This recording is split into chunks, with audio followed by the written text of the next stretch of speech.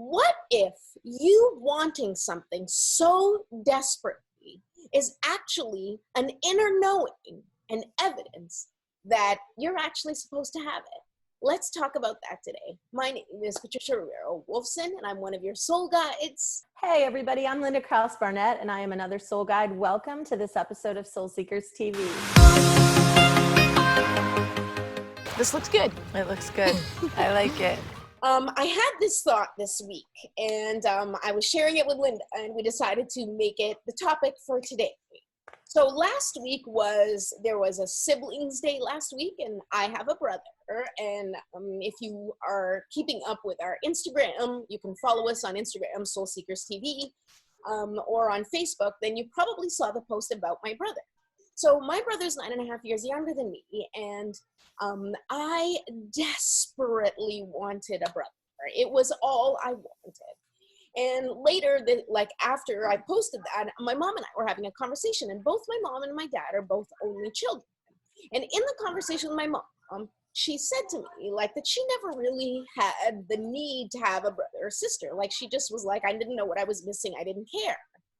But because I was almost 9.5 when Andrew was born, I remember very clearly desperately wanting a brother or sister. I was desperately wanted a sibling. And it got me thinking, what if there was an inner knowing inside of me that knew I was supposed to have a sibling? And I don't know if it's like a psychic thing or if it was just an evolutionary thing or, Right. whatever. What made you feel that way? Was it because I knew I was supposed to have one, and I just kept waiting for it to happen because I'm not supposed to be an only child. I remember thinking that, this is not right. I'm not supposed to be on my own. I'm supposed to have someone to play with at home. I remember being incensed by the idea, and my mom refused. Every time I asked my parents, they were like, no, we're not having any more kids, because she had a really tough pregnancy with me. But I didn't give up. And it made me think, this experience that I had, I truly believe that that's what we are all experiencing in our lives, when there's something that we just know we're supposed to have, or we're supposed to be in alignment with something, or not that we're supposed to be in alignment with something. There's something that we desperately want, and it feels so painful to not have it because it feels right. It only feels right. And that could be true for you with a dream or with a relationship. And honestly, the same thing happened with my husband. And I told Linda the same story. Before Scott and I met, I had been in many other relationships, and they were not awesome. I had all sorts of relationships with all sorts of different people. And but I still believed deep down in my heart that I was going to find somebody, that it was my destiny to find somebody that loved me for me, and I'd never had that experience, but I knew in my heart that I was going to. And when I met my husband, I went, there it is. There it is. This is what I knew was true. So I'm asking you, what do you know is true but has not panned out for you yet? Because maybe it's not that you're not going to get it. It's just it hasn't happened yet. I don't know. I love the concept altogether. And I think that's one of those that's what came first, the chicken or the egg? Because I think that it's also so plausible to say, if you believe that you desire it, can you create it so that it becomes meant for you? Because the power of your thoughts and your will manifested into creation, so that, which would lend itself to the truth that if you wanted it bad enough, that it automatically could be meant for you, because you could will it into existence. You could create it into existence with your thoughts. So that's a good, that's Yes. a good thing to kind of, but it's we also, we're talking about, I taught for 13 years in an elementary school, and I had always kind of had this underlying desire to go to the next phase, but it just wasn't the right time. It wasn't the right time. And at the end of last year, it just internalized to the point where I was like, it is the right time, you know, and it seemed like when I made that decision, it aligned. Now, did it align because it was time, or did it align because I created the momentum? You know, that's like up for Yes, debate for both. sure. But it just, all the variables align themselves. You know, we were in a position to be able to do it. I had my husband's support to do it. It was a great time. My daughter had just graduated from elementary school and was entering middle school. So it was also a good time to help her transition. Like, it just seemed perfect. Like, wow, I want to do it right now. And now all the things happen, which led me to then write my book, which is timely in and of itself, because it's about rebooting your life, you know, as the entire planet reboots.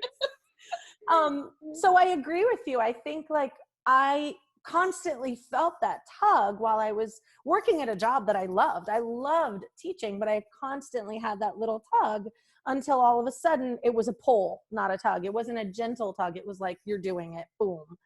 So then, you know, I totally agree. I just think then, you know, and does the answer matter? Does it matter if you created it or it was meant for you and you were just brought to that moment? Like, we always try to get down to the nitty gritty, but I don't think that's as important as feeling, it's here and this feels so good. Yes. Right? And I think that that's really one of the key things to keep in mind, is it doesn't matter whether you feel that it's coming because it's destined to be yours, Right.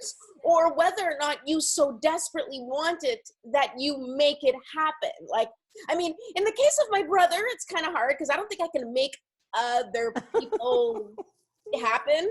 Like, I don't know. Although anything is possible, the stars aligned, and all of a sudden my parents got an inclination that maybe now's a good time to have another kid. I don't know. But certainly with Scott, like, I feel that could have been something I manifested. I mean, 2 weeks before Scott and I met, 2 weeks, maybe more, but give or take, I remember literally listing out in my head the qualities that I wanted in a future person. And it wasn't like, I want this. It was more like, it was a recollection of all the boys that I had been with, or all the men that I had dated and that I liked. And I kind of took the qualities. I was like, you know, if I could have the perfect guy, it would be, you know, this from this guy and this from this guy. And, oh, I loved that about him. And I loved that about him. And I compiled a list of, like, all of the qualities that would encompass, like, my perfect partner. And then I just kind of, like, let it go. And I went, oh, wouldn't that be awesome? And that was it. And, like, it was like 2 weeks later, 16 years ago, all of a sudden Scott walks in, and it was like everything checked off.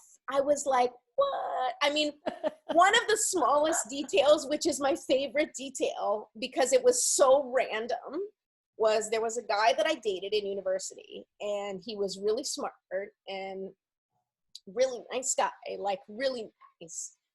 And we connected, like, cerebrally, like, we would talk, and he was really smart. But one of the things that he would do is he would draw little cartoons for me.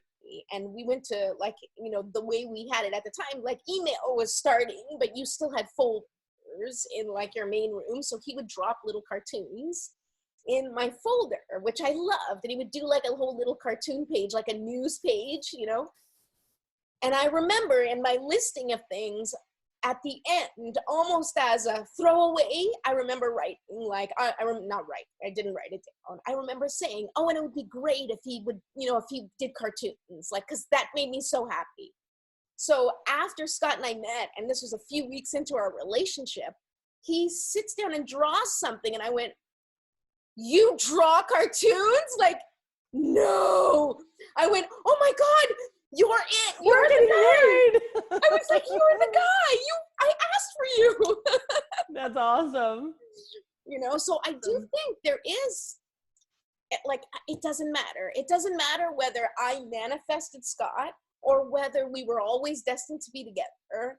The fact that we crossed paths and it feels so right, even here we are 16 years later, that's how you know, like, you know, that it's right. And I think that that's the thing for whatever. And I also think this, here's my one little twist is like for people who get married and get divorced, I think there's a right for the time. Like right once doesn't need to be right forever. Like at that time it aligned and it was right, you know. Absolutely. but then maybe now there's an evolution, there's a shift, and so something else is right. And so, you know, my job was really good for me for 13 years and I could still be really good at it if I went back, but it's just that I've evolved and I've realigned, and now my needs are different, and so my wants are different, and what I align with is different, you know. Like I've always wanted to be an author and now I'm doing that. And it's not that I didn't want to do it before, it's just that like I feel like every step is a step on your journey and you have to take it. You can't skip, you can't fly over it.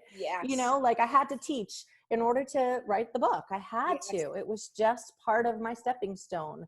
And when you finally get there, whatever journey took you there, you're just like, oh, this is awesome. I've wanted to be here for so long. But I think that it doesn't matter how you get there either. It doesn't matter if, you know, you get to the love of your life by being married 4 times. It doesn't matter if you get to the job of your dreams by having 5 careers first. It just matters that you continually give credence to what you want. And when you realign and you say, now this is what I want, then you allow your being to shift in that direction and you honor it and you say, okay, I'm coming for you. And nothing will stop me until I have my hands on you, whatever that you is. I completely agree with you. And I talk about this a lot with people, especially in terms of relationships, because I give you my story and we talk about Scott, and we've been together for 16 years. But I mean, all of my previous relationships, when I was drawn to someone, I don't believe that that wasn't love or whatever. It was love for me at that time. And it was what I needed and what I wanted more than anything in that moment. And you could not tell me otherwise. And I will never discount the 21-year-old version of me that was obsessed with whoever she was obsessed with at the time. That was valid and necessary and absolutely. And it's okay to be in love more than once. Yes, and I think most of us have been. Oh my God, at the same time, many times at the same time. But also, you know, in terms of, I love how you put it with the job or whatever, the real thing is exactly, and I'm going to reiterate what you said because it's so important. We need to validate, you said credence, but I'll give, like, we need to validate our desires, whatever they are right now. Don't question it. If there's something you're drawn to, do it. Because it's not, just because you're drawn to it doesn't mean it's your lifetime thing, as Linda said. Whether it's a job, whether it's a person, whether it's an experience, just because you do it doesn't mean, oh, wow, I found my calling. It might not be your calling, but maybe your destiny was to experience whatever that was in order for you to then find your calling. It's all part of the path. So when you're feeling a deep desire, go with it, feel it, follow it, because that deep desire does not lie. It doesn't matter how it works out, but that feeling that propels you forward never lies. It never lies. It may not work out how you think it's supposed to work out, but if you follow that deep desire, you will always be heading in the path that you're meant to head to get to where you're meant to go. Absolutely. It's your compass, you know, like if you have a compass and it tells you to go north and you go, nope, going east, like it kind of defeats the point, you know, we like do that all the time. I know we do it all the time, but it's or we like, say to somebody, because we don't trust, we don't believe that what we want, we're justified in wanting. You are justified in wanting what you want, no matter how crazy or illogical. You know, sometimes we want things that make no sense, or sometimes we want things and we're like, if I get that, then this person won't get this. But maybe you getting what you want will cause that person to go on their own journey that you would have otherwise prevented them from by trying to protect them. you know, I have learned that lesson more times than I care to recount. You know, I've tried to do what's right for someone else. And what I'm doing is I'm now interfering in their timeline. I'm interfering in their path because I'm making their business mine. Worry about like what you need to worry about. And it's not a selfish behavior. It's just, if you feel called, if you feel really that pull, that tug, it's like you keep trying to go right, it keeps trying to make you go straight, and you keep pulling right, and it go straight. You know, like yes, trust in this vessel and in the guidance system and in your compass. Like just trust that it knows where it's going. It's when you go in the car, you set the GPS, and then you do, if it says turn left, you go right. If it says go straight, you back, you reverse. Like, you know, you put it on, and then you trust that it's going to take you where you have set it to go. So set your mind on what my destination is, and then say, okay, this is where I want to go. So every time I feel that tug to go in a certain direction, I can trust that it's leading me to where I have asked it to take me. Yes, trust in your desires. And your design too, that you're designed for this. You're built to follow your heart. Absolutely. I think there is so much questioning, and I talk to people all the time, and we talk to each other all the time, where it's like, absolutely. I want to do this, or I was thinking this, what do you think? It's, you know, and at the end of the day, you know, like we're human and we need connection and we want validation, and all of that is okay. Like there's plenty of people that I'll call up and be like, I was thinking this, what do you think? But the people that you call don't have to agree with you. And that is almost how you can fine tune your desire, is if you were expecting a certain response from somebody or hoping for a certain response from somebody and they don't give you the response that you want, that's an indicator of your desire. Almost like, you know, when you're like, oh, I really hope that they like this and they don't like that, then that should let you know, and it upsets you that they don't like it, that should let you know that that's the thing you go with, because that's the thing that you truly want. And I think that one thing I'm learning is that no matter how many people you ask, and it's okay to ask, but no matter how many people you ask, I think that before you make your final decision, the last person you ask should be yourself, you know, and get that confirmation. I've heard this, I think that, now what is true for me? And go as deep as you can. And I think that's where the answer lies. Absolutely. I think, you know, we do go for external input, and sometimes you get helpful information and somebody may give you a perspective. They'd be like, oh, I never thought about that, thank you. And I believe that sometimes we're led to talk to people to get that perspective so you can get the full picture. But as Linda said, absolutely, at the end of the day, what you're being drawn to, even if it makes no sense to anyone else, and even if you can't see how that's a possible solution, or if you can't see how that's like, how I want this, but what I really want is that, like, why am I being drawn to this? Go with what you're being drawn to, because we are created to magnetize to the things that we're meant to do and we're meant to be drawn to. So go with the magnetizing feeling. Go with that, like, but this doesn't make sense. Like when Linda and I met, like we met and like we were drawn to each other, but we didn't know why. It made no sense. Linda was living in Florida. I was in New York, and you know, we were at this event together. Like, who cares? Like, you meet people all the time. But we were like, I love you. I don't know why. Exactly. I was like, Trish, you're my new best friend. You're like, okay. But I felt it too. And that's the thing. When you go towards your desires, you're going to encounter all the people that you need. And all of a sudden, you find yourself developing relationships with people who you're like, I don't know where you came from, but I'm so glad you're here. And I will say, and you know, it's funny, before we close up, I just want to say, because you're wearing the necklace that Shayna and Jonathan made for you, and it makes me, this conversation is actually perfect to bring Shayna to the forefront, because she always says, like, when you have those intuitive hits, when you think and you go in deep and something comes up, don't worry if it doesn't make sense. Like, she validates that for me all the time, because it might not be intended for you, or it might be a bigger picture that you're only seeing a small part of. But never worry, like, well, this doesn't make sense. Why would I listen? Because it's still divine guidance. It's just, you don't know all the things that you're supposed to know. And so that's a good reminder that go with it, even when it's like, I didn't ask for that, but you might have. Why do I want to do this all of a sudden? Like, that makes no sense. Why did I take up knitting? I totally took up knitting like a few years, like, I don't know, like, I guess about 10 years ago when Jacob was a baby. And I'm like, I don't know why. I still don't took know. up knitting? I did. I started knitting.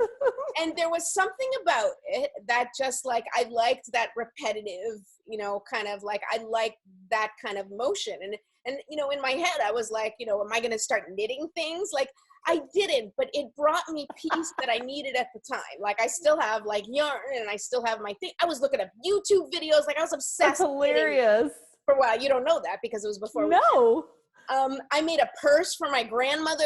You know, like, I literally, like, spent all this time. And actually, that's pretty funny because I was, like, so proud of myself. I made this purse for my grandmother in Portugal. She's still alive. And I gave her to her, and she was like, "Oh, that's nice." Like, gave no. Like, no importance to it whatsoever. I was like, do you have any idea how many hours I spent trying to make this stupid purse? That's awesome. But it was something that, you know, at the time, there was many reasons I needed it, but it gave me a perspective. Also, it gave me a certain love for what my other grandmother used to crochet. So she didn't knit, but she crocheted. And so she used to crochet things for me, so it made me appreciate the things that she made for me a lot more, because then I had the experience of how long it took. Yeah, and the love that goes into it, because you really have to love to exactly stay at something for so long. And that may have been the only reason I was drawn to it, was for me to appreciate, like, the handmade stuff that people make for you, or to appreciate someone's loving thoughts in a different way. That may have been the only reason I got obsessed with knitting. Who knows? Well, it's like, you know, dogs follow the scent till they get, it's like our scent. It's like you follow the scent and you get, you know, you find the treasure. And there's a crow at my bird feeder, sorry. Love the crows. I love the crows. And so, yeah, so that's it. We just wanted to. So follow your scent. Follow your scent. I love that. Do you have your smell back? Huh? Oh, I do. I got my smell back. Yes. So now you can follow your scent. Now I can follow my scent again. For those of you who don't know, I lost my sense of smell with the whole COVID-19. But it's back. And Yay. I put essential oils on today because I was like, oh, I can totally smell them. Yay. Yay. That's it. That's perfect. So make sure you're subscribing to our channel. Get your friends to subscribe, and then get their friends to subscribe, and then get their friends to subscribe. As many friends as possible. And if you like it, you know, share it among your friends and among, you know, your social media channels. Feel free to share. And we love you. We love you. We'll talk to you soon. Bye. Ciao. Bye.